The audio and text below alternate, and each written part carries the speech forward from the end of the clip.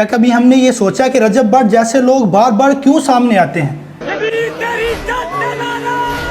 یہ کوئی اتفاقی گستاخی نہیں، یہ سوچا سمجھا تسلسل سے جاری ایک منصوبہ ہے۔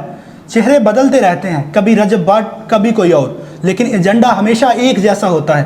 صحابہ اور اہل بیت کو آمنے سامنے لا کر امت کو فرقوں میں بانٹ دو اور اسلام کو کمزور کر دو۔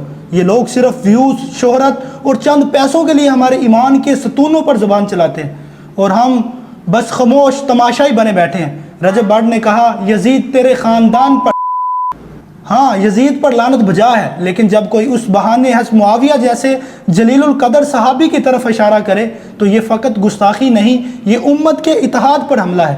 یہ فتنہ تحقیق کے نام پر زہر گھولتا ہے، محبت اہل بیت کی آڑ میں صحابہ کو نشانہ بناتے ہیں اور نوجوان کے دلوں میں نفرت کا بیج بوتے ہیں۔ ہم نے پہلے بھی شیعہ سنی جنگیں لڑی، ہزاروں لوگ شہید ہوئے، ماؤں کی گودیں اجڑی اور نتیجہ کچھ بھی نہیں۔ نہ پہلے کچھ حاصل ہوا نہ اب کچھ حاصل ہوگا، کیونکہ یہ جنگ عوام کی نہیں، چند مفاد پرست دماغوں کا کھیل ہے جو امت کو بانٹ کر اپنی شہرت، کرسی اور ایجنڈا چمکانا چاہتے ہیں۔ اور بھائی سنو، اگر کوئی شخص اہل بیت کی محبت کا دعویٰ کرے مگر صحابہ کے خلاف زہر اگلتا ہو، یا کوئی صحابہ کی شان بیان کرے مگر اہل بیت کی عظمت کو نیچا دکھاتا ہو، تو سمجھ لو وہ تمہیں محبت نہیں نفرت سکھا رہا ہے۔ یہ تمہارے خیر خواہ نہیں، یہ تمہیں اپنی دکان کے لیے استعمال کر رہے ہیں۔ دین جذبات کا نام ضرور ہے مگر عقل کا بھی ہے۔ ہر بات پر سبحان اللہ کہنا بند کرو اور سوچنا شروع کرو۔ صرف سن کر ایمان مت بنا لو، تحقیق کرو، دونوں طرف کی بات سنو پھر فیصلہ کرو۔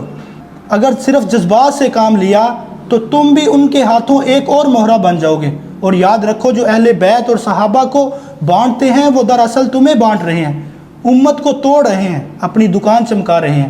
یہی لوگ ہیں سب سے زیادہ خطرناک، کیونکہ یہ صرف جسم نہیں، نظریہ، نسل اور ایمان تباہ کرتے ہیں۔